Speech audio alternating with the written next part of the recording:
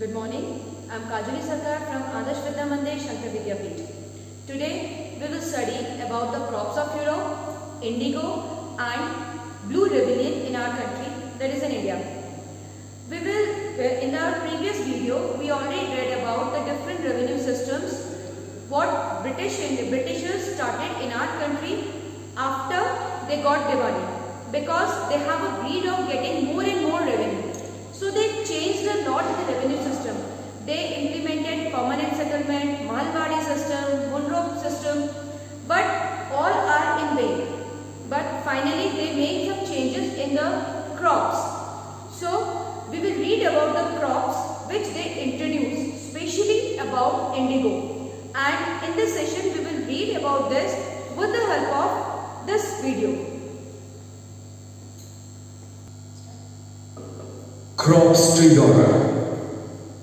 Company tried expanding the cultivation of opium and indigo in India by the end of 18th century. Cultivators were forced by the British to produce jute in Bengal, sugarcane in Uttar Pradesh, rice in Madras and wheat in Punjab. Indigo. Indigo is the blue color dye obtained from indigo plant grown in India. In 19th century, India was the biggest supplier of indigo in the world. Indigo was used in kalamkari prints created by weavers of Andhra Pradesh. Floral prints produced by famous poet and artist William Morris. Reasons for the demand of Indian indigo. In 13th century, manufacturers in Italy, France and Britain used India indigo for dyeing cloth. Indigo was preferred by cloth dyers because it produced rich blue color while dye from woad was dull and pale. With the expansion of cotton production and industrialization in Britain, the demand for cloth dye increased, resulting in increased demand of Indian indigo. The existing supply of indigo from America and West Indies collapsed, due to which Britain saw India as the only source of indigo.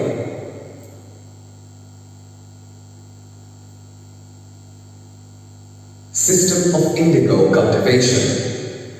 Indigo cultivation in India.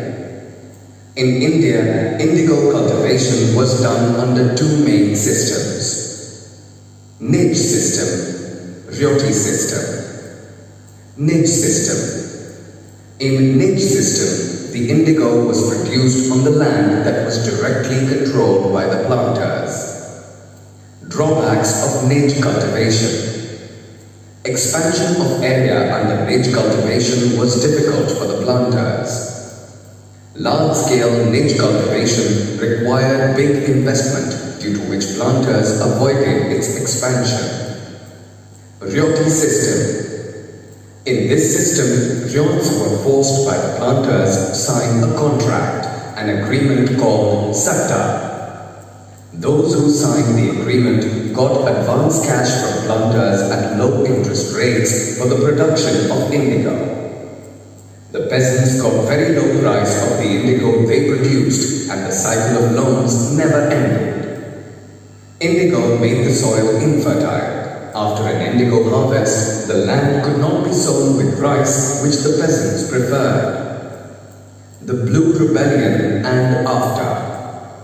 In March 1859, thousands of ryots in Bengal refused to grow indigo. As the rebellion spread, ryots refused to pay rents to the planters and attacked indigo factories. Ryots swore that they would no longer take advances to sow indigo nor be bullied by the planters' lathiyards. The government set up the Indigo Commission to inquire into the system of indigo production.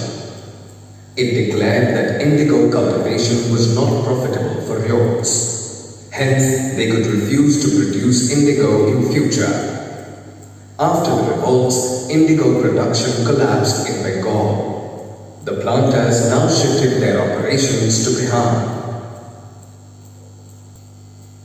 Well students, through this video we already learned that how the started and how it is collapsed, and finally it was shifted to Bihar. As we know, in Bihar, again after some years, new movement started, which is known as Champaran movement in presence of Mahatma Gandhi ji, and that is in 1917. And further again it goes long. But in Bengal, this Indigo brought a awareness among the people that when they are using any foreign crop in their field, they must know about it, because indigo is exhausting their land, and that was not known to them. So in our next chapter, we will read about something else in the history. Till that, thank you.